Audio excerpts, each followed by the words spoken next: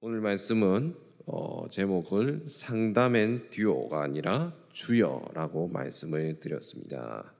듀오는 우리 다 아시죠? 무슨 업체입니까? 결혼 전문 업체, 연인을 만드는 업체 아니겠습니까? 여기에 여인을 잃어버린 한 남자가 방황하고 있습니다. 듀오가 필요할 듯해요. 그러나 이 사람에게 필요한 것은 사실 하나님의 인도하심입니다. 듀오가 아니라 주여가 필요합니다. 결론부터 말씀드립니다. 평범한 나는 하나님의 인도하심으로 평범하지 못한 삶을 살 수 있음을 믿으시기 바랍니다. 사랑하는 여자친구를 홧김에 엄한 사람들에게 소개시켜 준다고 했다가 헤어지게 되었습니다. 술이 깨고 이성이 돌아옵니다. 머리에 올라왔던 열이 이제 착 식습니다. 정신을 차리고 주변을 돌아보기 시작합니다. 2장 1절에 이런 말씀을 하죠. 그 후에 아하수에로 왕의 노가 그침에 와스디와 그가 행한 일과 그에 대하여 내린 조서를 생각하거늘. 안타까운 일입니다. 아하수에로 왕은요, 저번 주에 헤어진 여친이 보고 싶어서 그 당시 일어났던 카톡글을 올려보고 있습니다. 내가 무슨 일을 저지른 거지? 아무리 생각해도 밤에 자다가 이불을 걷어찰 만큼 부끄럽습니다. 이래서 우리는 주요한 결정을 감정이 안정적일 때 해야 돼요. 흥분하거나 좋지 않은 상태에서 한 결정은 언제나 후회합니다.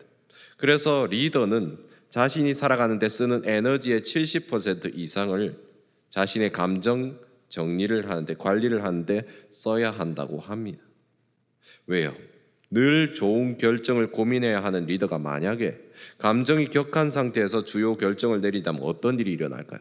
만약에 미국의 대통령이 열받는다면서 뭘 눌러버리면 어떤 일이 벌어지겠습니까?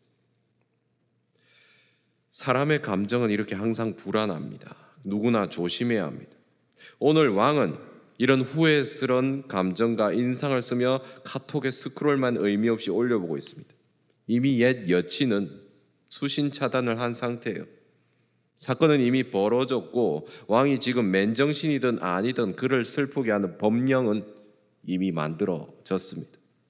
왕과 신하가 합작해서 만든 이 법령은 되돌리고 취소할 수가 없습니다. 신하들은 이미 이 상황을 예측하고 왕이 법령을 취소할 수 없도록 작업을 끝내 놓았습니다. 무엇보다 이 아랫 사람들은요, 와스디에 돌아오는 여부는 전혀 관심이 없어요. 새 왕후를 뽑으라고 왕에게 끈질기게 들이대고 있는 중입니다. 아직 마음에 미련도 안 가셨는데 말이죠. 누구에게나 그렇습니다. 사람은 잃어봐야 그 사람의 소중함을 알아요. 제국의 왕은 자신의 여인을 사랑했습니다. 자랑스러워했어요. 그랬기 때문에 술김에 다른 사람에게 보여주기 위해서 초청을 하려고 했던 거예요. 술에 취한 호기로운 허세가 아니었다면 그녀가 받아주었을지도 모르는데, 그날에 내가 술을 먹고 행한 행동만 주사만 아니었다면 이런 일이 일어나지도 않았을 텐데. 다시 그녀를 보고 싶고 부르고 싶어요. 왕의 위치는요, 그런데 그리 쉽게 뭔가를 바꿀 수 있는 자리가 아닙니다. 지나간 버스는 손 흔들어도 안 섭니다. KTX 문은 닫혔습니다. 아하수에로 왕은 화려한 바사 제국의 최고 권력자인데도 그 왕권으로 아무것도 자신의 마음대로 하지 못합니다. 물론 이 일은 왕의 평소의 오만함, 주사, 나쁜 신하들의 음흉한 계획의 연합 결과입니다. 세상에선 여기까지만 생각을 해요. 이들의 행동 뒤에 도대체 누가 있는지 그들은 모릅니다. 그러나 여기 계신 우리 성도님은 다릅니다. 이 일 뒤에 큰 힘이 작용하고 있다고 제가 말씀드렸습니다. 사건의 배후에 하나님의 역사가 있습니다. 나의 인생을 돌아봤으면 좋겠습니다. 뜻하지 않았고 뜬금없는 일들이 참 많이 벌어졌어요.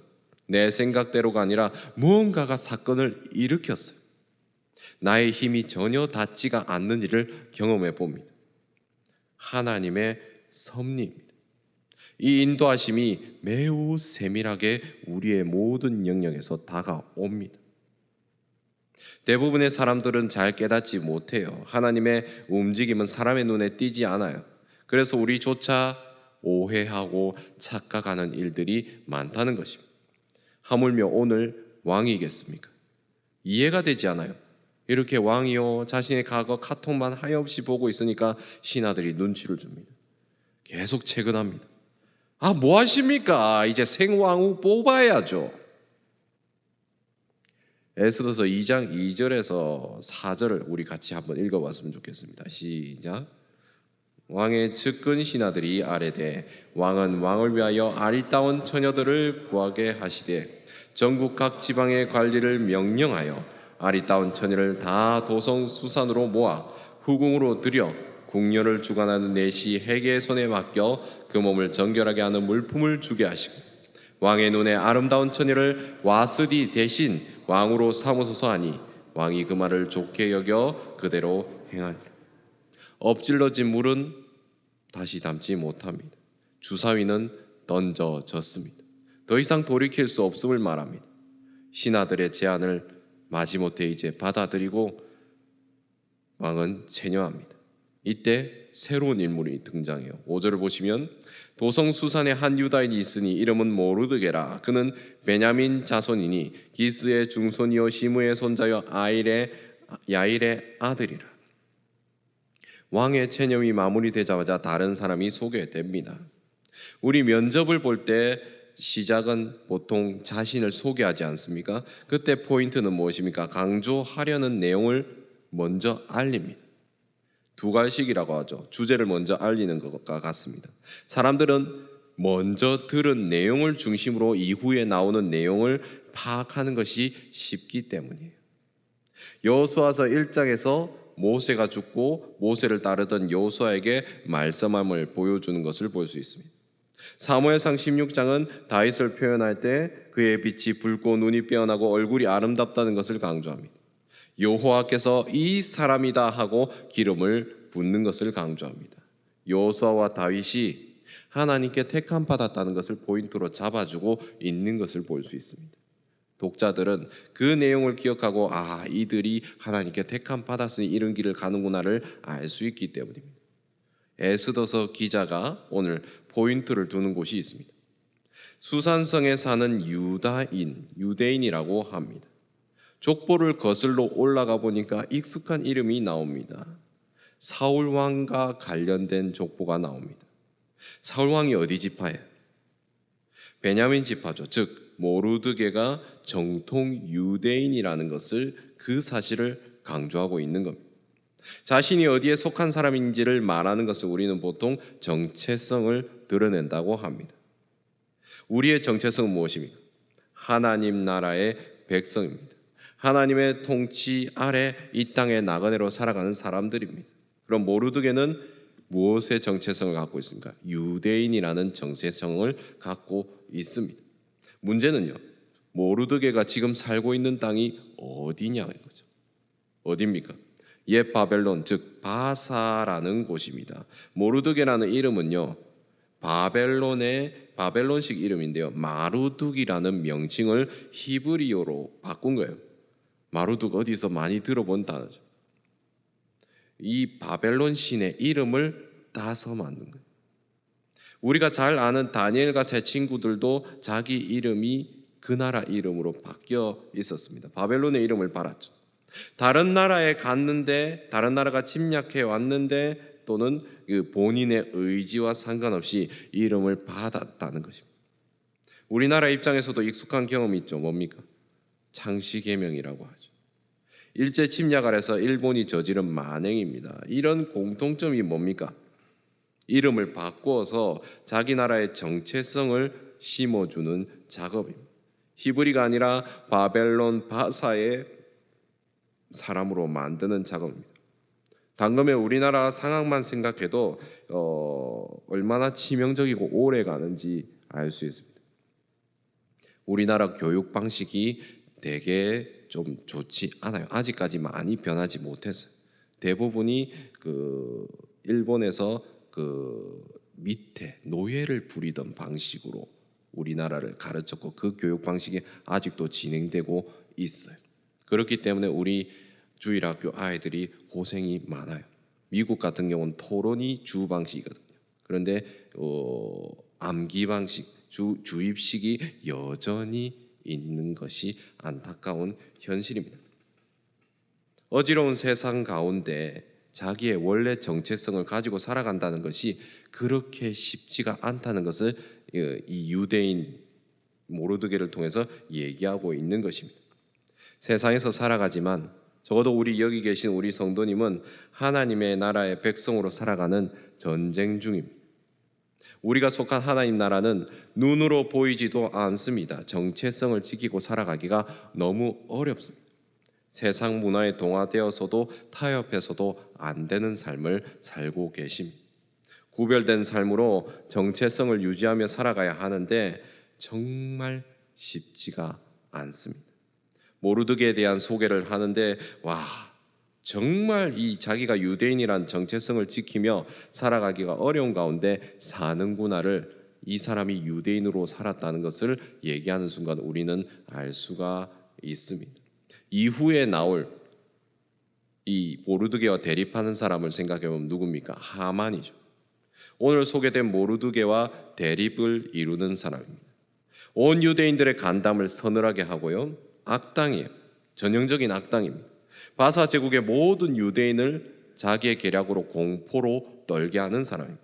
자세히 보면 이 하만이라는 사람이 유대인이라면 치를 떠는 것을 나중에 볼 수가 있는데요. 이유는 지금 모르드게를 소개한 것과 연결이 됩니다. 하만은 어느 나라 사람이냐면은 아각 사람이라고 합니다. 에스더서 3장 1절을 우리 같이 읽어봤으면 좋겠습니다. 시작.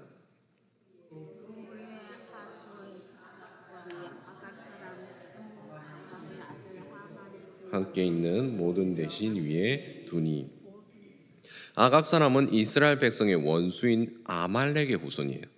역사로 따지면 아말렉과 이스라엘은 수도 없이 목숨 걸고 싸웠던 원수 중에 원수입니다. 모르드게와 하만의 만남, 이것은요 오랜 역사와 전통을 가지고 있는 원수의 만남이에요. 청코노 유다의 모르드게, 이어서 홍코노 아말렉 출신 하만, 땡땡땡 이렇게 만난 거예요. 모르드게 소개에 굳이 전통 유대인이라는 개념을 강조한 이유가 나중에 나오는 하만을 위해서요. 유대 민족이 포로가 되고 100년이 지난 때에 이때가 에스더서의 시작이거든요. 많은 세월이 흘렀어요.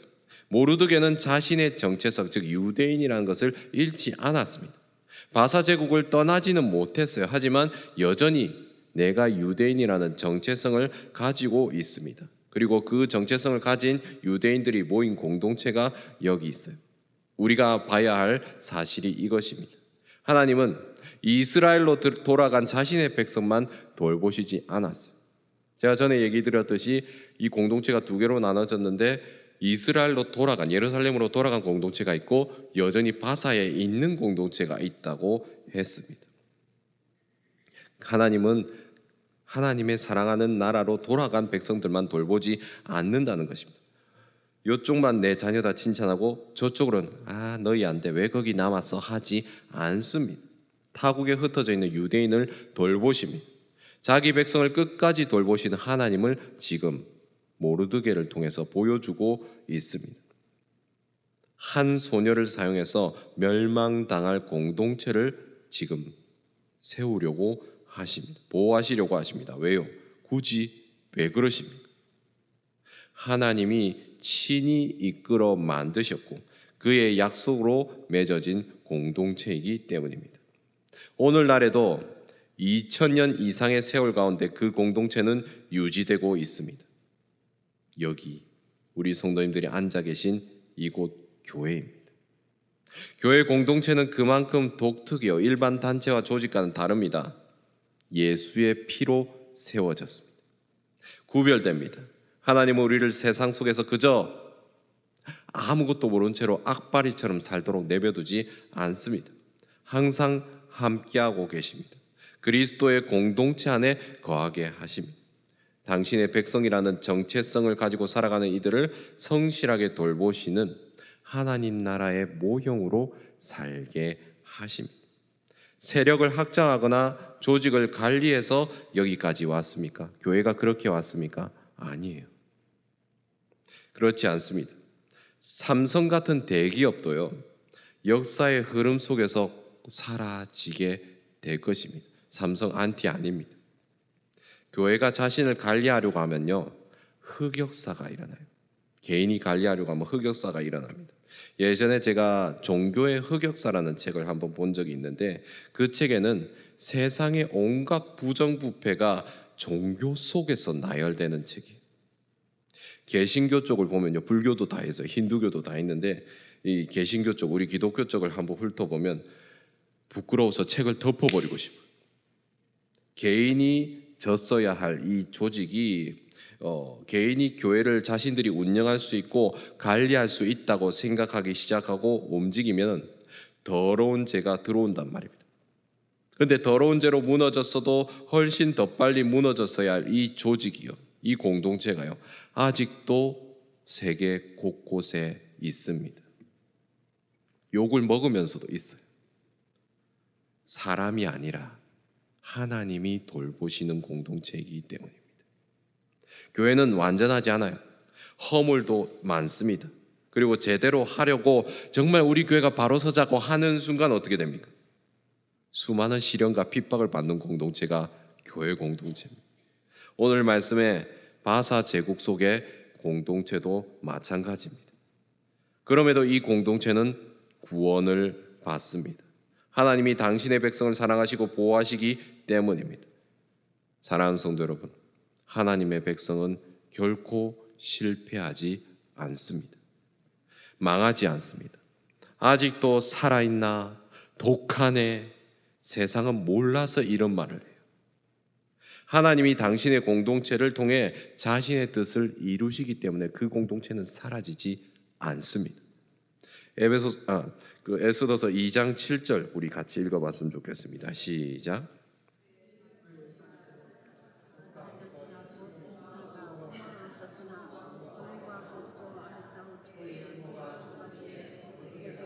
다 같이 양육하더라.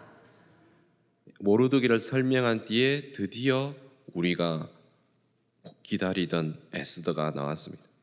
모르드게가 키운 딸 정도의 소개를 하고 있어요. 뭔가 엄청난 소개를 할 것 같은데, 에스더는 이 나라 바사식의 이름이에요. 유다 이름은 하다사라고 하고 있습니다. 부모를 잃고 어려운 형편에 처했던 그녀를 삼촌인 모르드게가 딸처럼 양육했다고 합니다. 유대인은 역사적으로요, 자신의 동료를 아끼고 돌봐요. 유대인이면 돌봐줍니다. 그렇기 때문에 유대인들이요, 지금도 세계에서 가장 부유한 이유 중 하나요, 커뮤니티가 있어요. 공동체로 연결되어 있어요. 떨어져 있어요. 서로 연합하기 때문에 서로 도와서 성장하는 공동체가 유대인이에요. 에스더는 그렇기 때문에 모르드게를 의지하고 전적으로 그의 말에 순종했습니다. 그녀의 유명한 말 뭡니까? 죽으면 죽으리이다. 이 각오도 여기서 나오지 않았을까 생각해 봅니다. 여기까지 보면 에스더는요, 특출난 게 없어요. 지금까지 나온 사람들에 비하면. 용모가 아리따다는 정도밖에 없습니다. 포로 출신인데다가 권력층과는 거리가 먼 그냥 유대 여성이에요. 이 세상을 살아가며 우리는요, 이런 고정관념이 있는 것 같습니다. 특별한 사람이 잘 나간다. 아니, 잘된 사람은 다 특별하다. 믿음의 사람조차도요, 아브라함, 욥, 모세, 바울 정도의 믿음이 돼야 하나님께서 고개를 끄덕이시지 않겠냐. 나는 그냥 예수님 옥자락 붙들고 그냥 가지 뭐. 실제로 세상은요, 우리의 생각대로 뛰어나고 특별해서 눈에 확 띄어야 뭔가 올라가고 그런 게 있습니다. 치열한 경쟁이 그렇게 이뤄집니다. 제대로 보여주지 못하면 낙오된다는 두려움이 곳곳에 도사립니다. 취직하려고 이력 썼을 때 얼마나 고민합니까? 조금이라도 좀 부풀려서 쓰려고. 무슨 대학 와서 무슨 대학원 이렇게 쓴다든지. 지금 그러면 안 되지만 면접 때 보여줄 스펙을 위해서 돈, 연줄, 별의별 걸 다 동원합니다. 꽃들에게 희망을 이란 책에서는 경쟁하는 애벌레들이 나오거든요. 나비가 되기 전에 애벌레들이 나오는데 그 애벌레들이 높은 곳에 올라가기 위해 쌓은 탑에 올라가려는 애벌레들의 경쟁을 그리고 있어요. 그런데 주인공 애벌레가 올라갔을 때 뭐가 있어요? 아무것도 없어요. 허무합니다. 우리 사는 세상이 그렇다는 거예요. 여기 계신 우리가 봐야 할 것은 그 높은 탑, 우리가 올라가야 높은 곳이 아니란 것입니다. 하나님 나라는 다릅니다. 그곳에서 특출난 영웅 같은 것이 필요하지 않다는 것입니다. 우리가 알고 있는 히어로, 슈퍼맨, 어벤져스 같은 것이 없다는 것입니다. 그러면 목사님, 다윗은요? 외모는 산적에다가 여인의 문제로 자신의 부하를 살해한 사람입니다. 자식 농사도 실패해요. 요수아는 어떻습니까?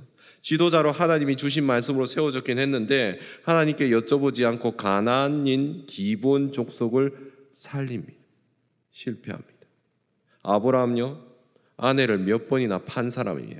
낳지 말아야 할 아이를 낳아서 지금도 온 세계를 시끄럽게 하는 주인공이 아브라함입니다. 성경은요, 사람을 미화하지 않습니다. 적나라하게 있는 모습 그대로 적어 놓습니다. 이 땅에는요, 영웅처럼 행동하는 사람이 정말 많습니다. 믿을 만한 사람이 없다는 말이에요. 한때는 좋아도 세월이 흐르면 무너집니다. 우리가 믿을 분은 오직 하나님밖에 없습니다. 사람이 약함을 제가 얘기하는 게 아닙니다. 내가 특별하기 때문에 선택받는다는 것을 말하는 것이 아닙니다. 저 친구 역할은 크고 나는 적다. 저 친구 밥은 많이 주고 나는 밥 적게 준다. 이런 말을 하는 게 아닙니다. 누가 나를 불렀고 쓰시는가의 문제예요.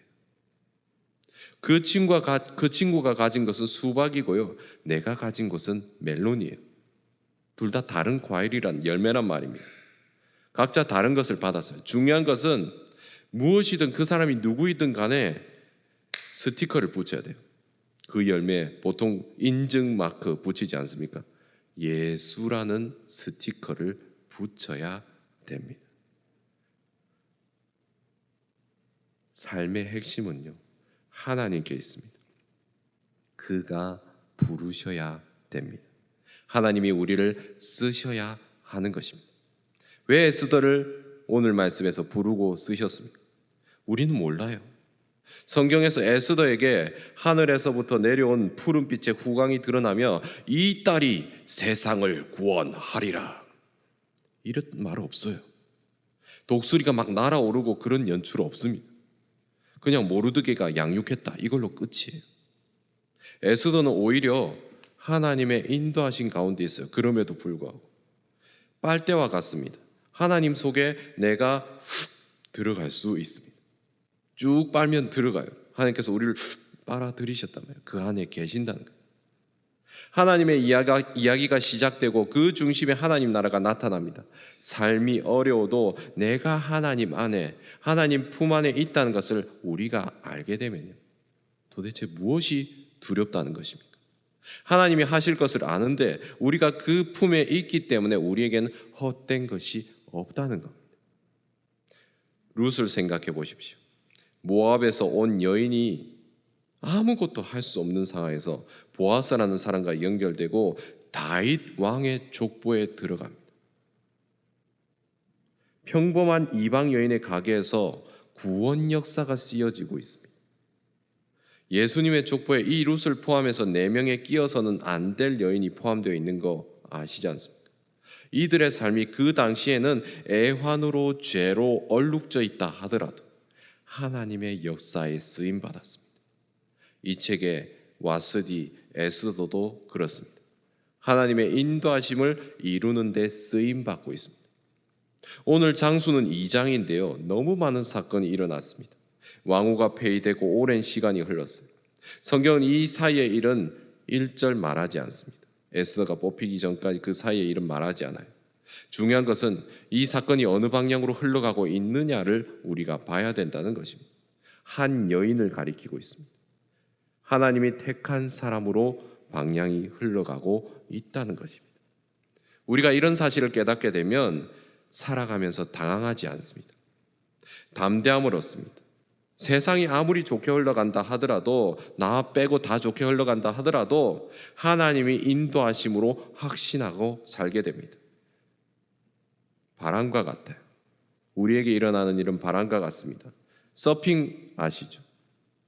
서핑을 아무리 잘하면 뭐합니까? 서핑보드는 바람이 불고 파도가 일어나야 탈 수 있습니다. 근데 그게 없으면 평범하게 이렇게 노져가는 판자떼기밖에 안 돼요. 우리의 모든 인생이 바람이 불어야 일어날 수 있습니다. 사업도, 목회도, 양육도, 학업도, 직장도 그렇습니다. 성령의 바람이 불어야 합니다. 주의 영을 바람이라는 의미가 포함되어 있습니다. 그렇기 때문에 하나님께서 우리에게 일으키시는 바람을 피부로 누리시길 바랍니다. 바람이 나의 영을 간지럽힐 때, 말씀 가운데, 예배 가운데, 기도 가운데 나의 속에 불어오는 바람에 반응하시길 축복합니다. 겸손히 그 바람을 느끼십시오.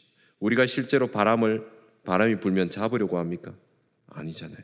오히려 느낍니다. 이렇게 눈을 감고 느끼려고 합니다. 하나님의 인도하심을 의지하는 것입니다. 내가 하나님 앞에 쓰임받음을 믿고 흘러가는 시간 가운데 하나님의 시간을 건져 올리는 삶이 되어야 합니다. 아수에로, 와스디, 에스더, 모르드게, 하만조차 모두 그 흐름 속에 살아가는 인물들입니다. 우리 삶 얼마나 힘들고 지칩니까? 무너집니까? 힘든 일이 한꺼번에 몰려와요. 보통 일은 겹쳐온다 하지 않습니까? 기가 차요. 일선에서 쫓겨난 것만 생각했는데 배신감, 스트레스로 몸까지 조집니다. 그렇다고 내가 지금 물질이 있나? 가족이 있으니 먹고는 살아야지. 하나님께서 주셨다는 주의 사명은 감당해야 될 것 같은데 갈 곳이 없어요.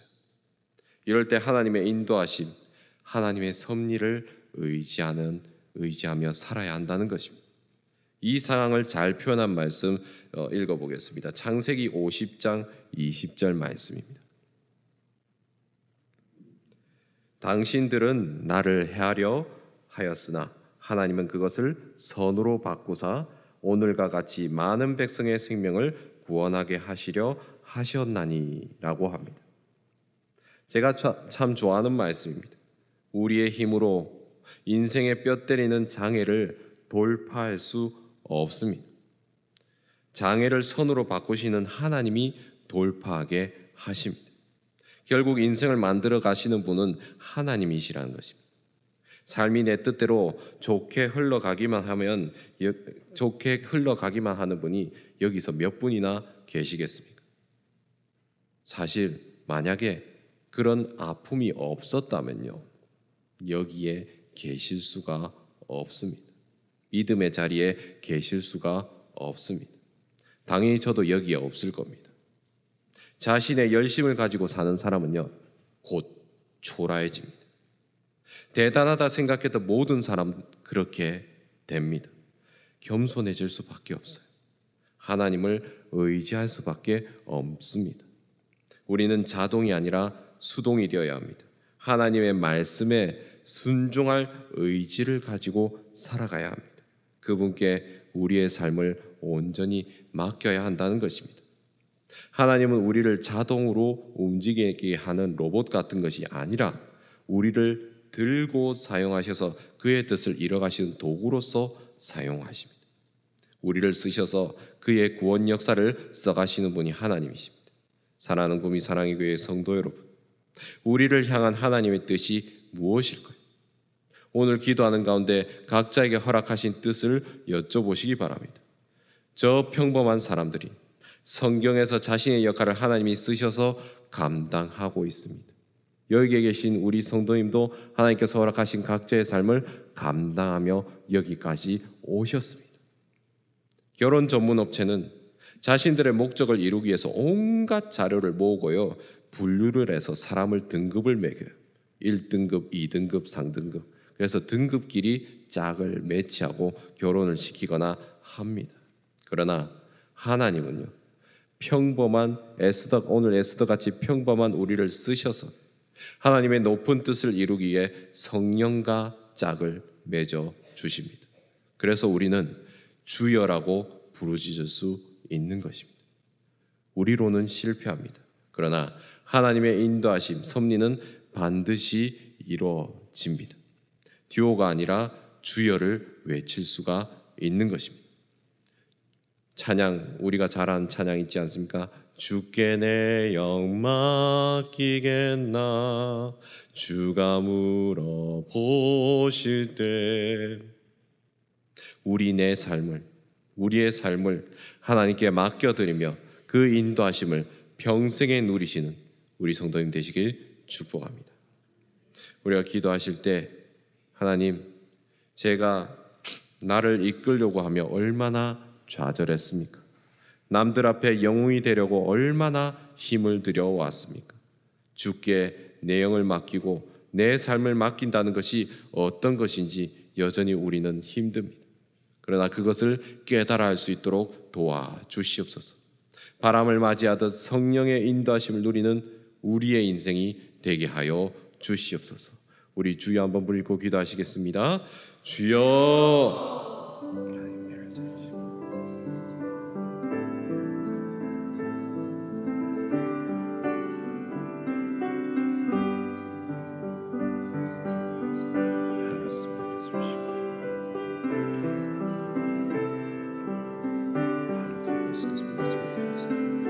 주님께서 성령을 인도하시고 도와주시옵소서. 거짓말과 진리하게 해주시고 죄 대신 주시옵소서. 하나님, 저를 인도하시고 도와주시옵소서. 제가 누구의 인도하심을 따라서 살아가시옵소서. 아버지 되신 주여, 성령을 성령으로 받으시옵소서. 주의 크신 뜻을 온전히 이루시고 아버지 되신 나를 주옵소서. 주의 선하신 뜻을 따라 주님 되신 나를 주시옵소서. 하나님 도와주시옵소서. 우리의 삶 가운데 성령의 충만함이 도와주시고 주의 크신 뜻을 나타내는 삶을 살아갈 수 있도록 도와주시옵소서. 주님 도와주시옵소서. 아버지 인도하여 주시옵소서. 주의 크신 뜻을 우리가 한 가지 더 기도하겠습니다. 기도하실 때 이번 주일에 중고등부와 청년부 연합 예배를 드립니다. 단순히 합쳐서 두 부서가 합쳐서 예배를 드리는 것이 아니라 두 부서의 믿음의 연결고리 함께 연합하여서 중고등부가 청년부로 올라갈 때 함께 연합하고 연결할 수 있는 고리를 만들고 믿음의 선배되고 후배는 이들을 서로 다독이며 서로를 위해 기도해주며 나아갈 수 있는 발판을 한번 만들어 보자는 취지에서 준비를 하고 있습니다. 우리 중고등부 그리고 청년들 이 세상을 살아가는 거 정말 힘들게 삽니다. 어쩌면 이런 얘기를 할 수도 있습니다. 내 때는 다 했는데 뭐 힘들다고 그럴 수가 있냐. 그런데 그때도 그때 그 얘기를 하신 분은 그때 많이 힘드셨을 거예요. 지금의 중고등부 청년부도 지금이 제일 힘들 때입니다. 그들은 아무도 모르는 곳에서 눈물을 흘릴 수밖에 없어요. 왜? 다른 사람들은 그들이 별로 힘들지 않다고 생각하기 때문에요. 부모님을 만나보고 청년들을 만나보면요, 그들의 삶이 결코 쉽지 않습니다. 제가 초등부도 하고 있지만 초등부도 쉬운 삶 절대 아니에요. 우리 각자의 삶 가운데서 각자의 짐을 지고 있는 것을 우리는 인정하고 품어줄 수 있어야 합니다. 우리 주일학교 다음 세대 눈물로 기도하지 않으면요, 교회를 떠납니다. 우리는 그것을 필사적으로 목숨 걸고 기도해야 합니다.